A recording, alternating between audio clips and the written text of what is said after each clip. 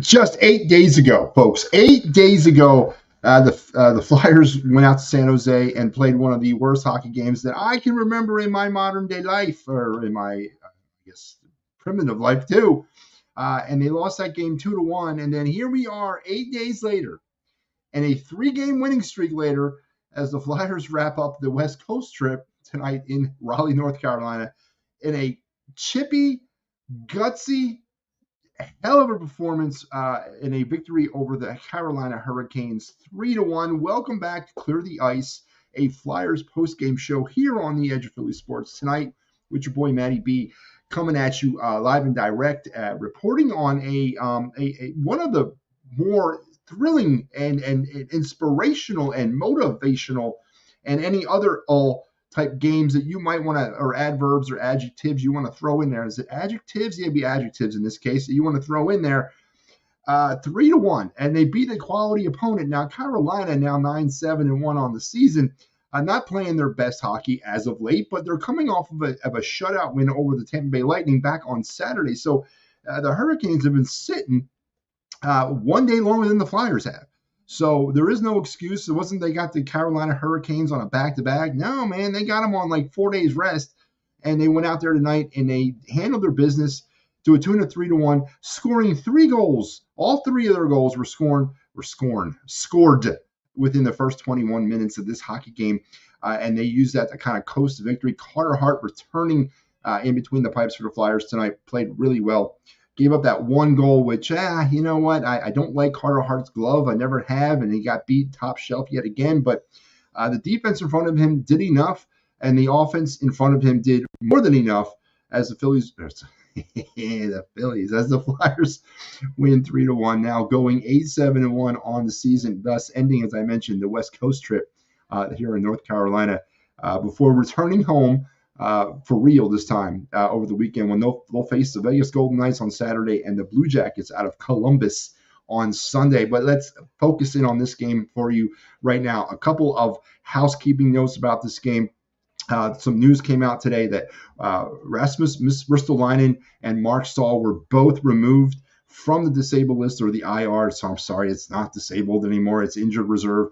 They are back in that. They were reinstated. They were not in the lineup tonight, but they're looking like they will be trending in the right direction to play over the weekend. So that's looking good. As I mentioned, Carter Hart was back in between the pipes. He got a hold of some bad fish out there in the West Coast that prevented him from returning last weekend. But I guess he's over that.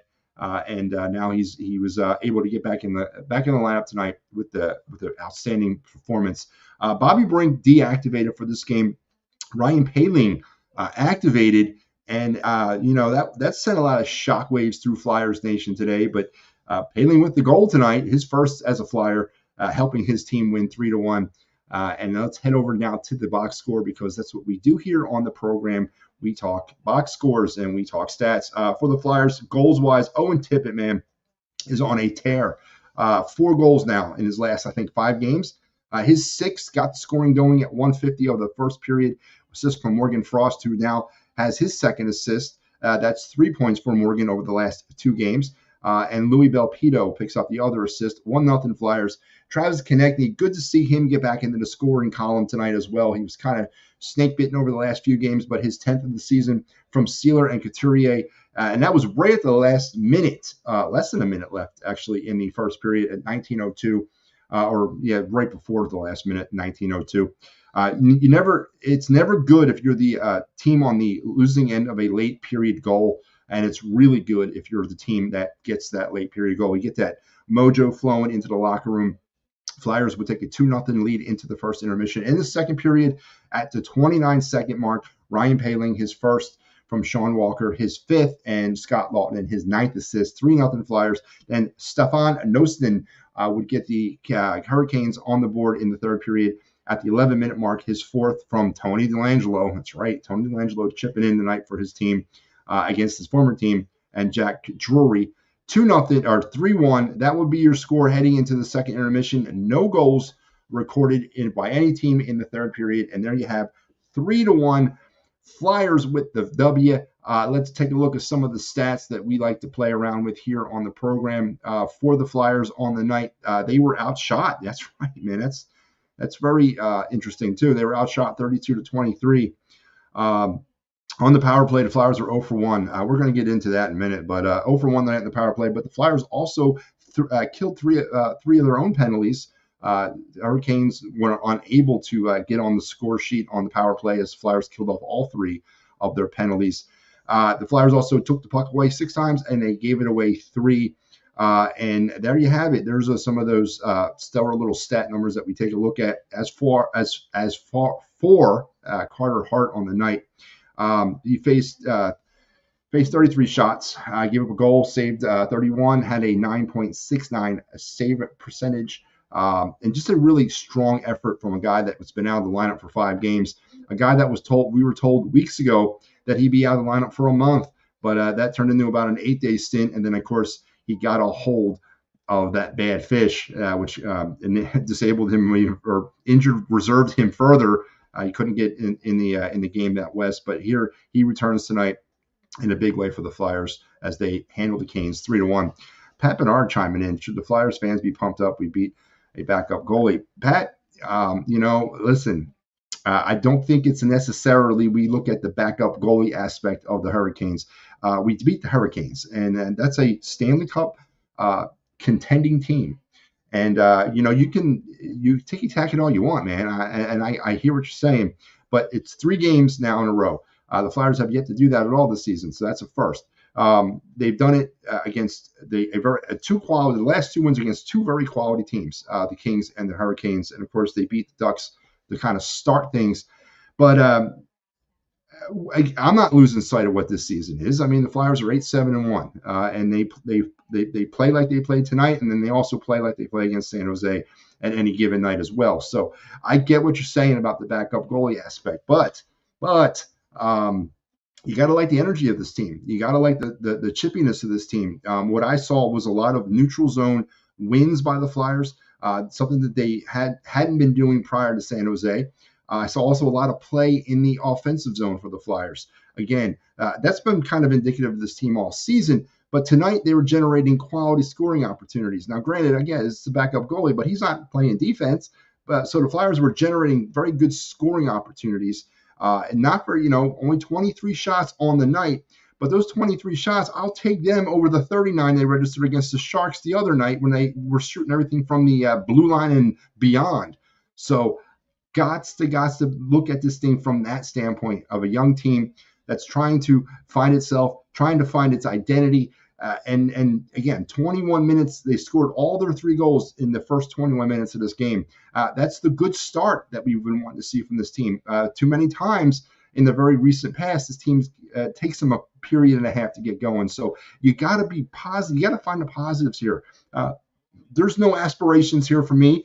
Well, I'm not breaking out my champagne, getting ready to pour it into the Stanley Cup. I understand what this is, but this is a rebuilding process. And tonight is one of those stepping stones to that rebuilding process. They hung with the Stanley Cup contender for the second game in a row, and they got to win against the Stanley Cup contender in the second game in a row. So you got to look at it like that. But I get your point, Pat, about the backup goalie. Steven checking in. I think I've ever seen you on this show. Here come the Flyers. I feel it. Steven, again, pump the brakes, man. 8-7-1. A lot of positives to look at on this team. Some things that, of course, are still trying to work themselves out. But I feel you there. Ellis, Flyers. Oh, man, am I on the Fightins final, man? What is this? Ellis is on the show here. Flyers are playing good this year. Again, we have games like we've had the last 3 games. Then we have games against the San Jose Sharks, the type of game we had against the San Jose Sharks a few weeks or 8 days ago. So was that Shark game a wake-up call for this team? Did they realize that, you know what, if we don't go out there and play 110% to every aspect of our ability, because we don't have much talent, but if we take a night off, if we don't go out there and play John Tortorella hockey to our fullest, are we going to lose games to the San Jose Sharks? Because, the big thing going into that Sharks game, and I'm going to kind of use that as sort of the springboard here. Remember, it was somebody asked Tortorella, is this a trap game? Is this a game that this team feels that could it be a trap game? And Tortorella looked a little insulted by that and said, this team, as the Flyers, should not know how to spell the word trap. And they obviously went into that San Jose game thinking they were a little bit more than what they were or are, got their asses handed to them. And since then, they've been coming out and really playing to their fullest. And so far, so good. 3-0. How can you complain about that? 6 points in their last 3 games. Not a bad thing, not a bad stat to shake a stick at. So Ellis, the Flyers are playing good this year. They're playing optimistically, I guess is what I'm looking at here. So thank you for chiming in, though, Ellis. Stephen again had a China Minor Daryl tap. Brendan Moore looked seriously frustrated tonight when he panned on his face at the end of the game. I mean, come on. It's no secret of what the NHL thinks of the Flyers. And, maybe the Hurricanes should have been concerned if this was a trap game, because they obviously might have won into this game, again, on more days rest than the Flyers had. And maybe they took the Flyers a little lightly, and they didn't play it to their fullest effect. Pat Bernard mentioned putting in the backup goalie. Was that a sign of disrespect? I don't know. But yeah, Brendan Moore definitely looked frustrated that his team was struggling as mightily as they were against the Flyers. All around, just a clean game from this team. They only committed 3 penalties. They killed all of them. We're getting into the shorthanded numbers here in a second. They did have 1 power play. The Travis Sanheim cut in the face there kind of later in the game. Did not capitalize on that. We'll talk a little bit more about that as well. But not many rebounds that I saw that were, in Carter Hart's danger area as the defense continues to kind of rise up a little bit and play a little bit more consistently. The big Bobby Brink talk before the game about shutting him down and then activating Poehling. It contradicts the whole let the kids play philosophy. I understand that, but this is a profession. This is a business. These players still have to earn the time on the ice, even the young ones have to do it, because you don't want to set the wrong precedent. You don't want to be a young player who's struggling, and maybe it's more than just what he's struggling with. Maybe there's an attitude issue, or maybe there's a mental block or something that the coach feels it's time to sit this guy and have him just kind of step back. Morgan Frost is a huge example of that. Was Morgan Frost the victim of, I mentioned this the night on my show with Bill Matz, was Morgan Frost the victim of a money ball, or is he a victim of a money ball type scenario where the GM's saying play him, the coach is saying no, I don't want to play him, the lineup's mine? Is that what's happening with Morgan Frost? I don't think that's what's happening with Bobby Brink. That verdict is maybe a little bit more lesser than what we're talking about when it comes to Morgan Frost. But Bobby Brink sat tonight. Poehling played, and Poehling gets a goal, his first as a Flyer. So I guess reason number 847 why I'm not an NHL head coach. So all around, just a really clean game. One of those games that I'm going to put a little asterisk next to as I track the rest of the season, because that was definitely a game that you can kind of look at and say, you know what, this team played and hung with one of the better teams in the National Hockey League. Carolina not off to a great start, 9-7-1 now on their season, but at the end of the day, they're going to be there at the end. Flyers probably won't be, but they will be. So you got to take the positives from this, because it was a very positive win. It's a positive hockey game, another competitive, fun game to watch. And again, these are all things that are in that stepping of building this thing back into what it needs to be. So is it a done product? No. Is it time for us to reserve our spots on Broad Street? No, and none of that, right? It is what it is. It's a win against a good team, and it's something to build off of. And now we'll get an opportunity here on Saturday afternoon, a matinee down there at the center, to see how the Flyers do against the Stanley Cup champions. I guess it's not getting any easier, but we want them tested. We want to see them tested, and we want to see how they respond to these tests. So, all in all, very positive night.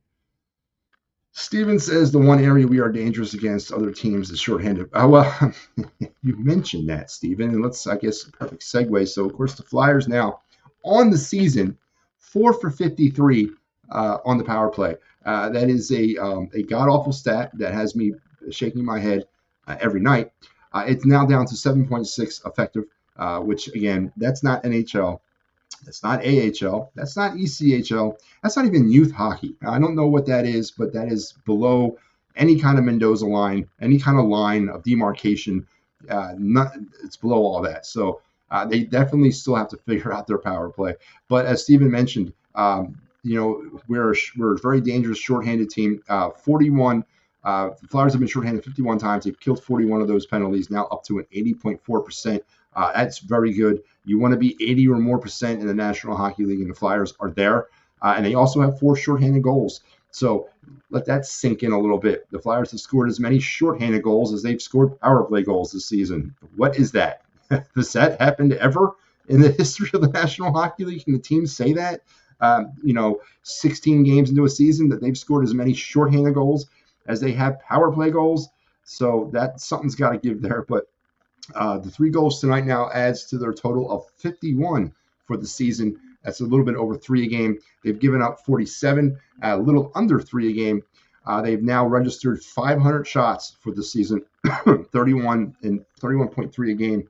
They've given up 446, 27.9. So they are holding their opponents on average to less than 30 shots a game. I will take that, folks. That is NHL numbers. And I mentioned the 4 shorthanded goals. Flyers have also taken the puck away 105 times for 6.6% and given it up 97 times for 6.1%. And with the removal of Mark Stahl and Risto from the IR, the Flyers now only have Ryan Ellis, who currently resides, and he's been residing there for quite a bit. So now only $6.25 million of Flyers contracts sitting on IR. Funny that I mentioned that to Bill the other night on my show. I had Bill Matz on.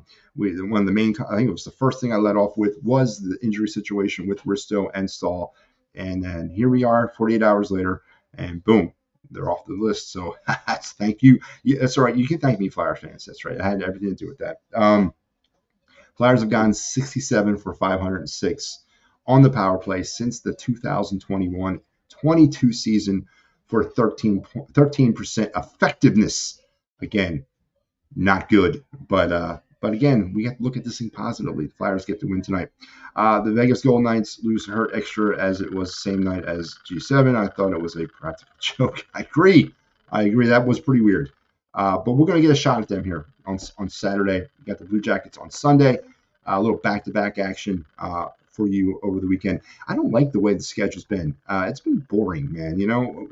We haven't played since Sunday, or we haven't played since Saturday.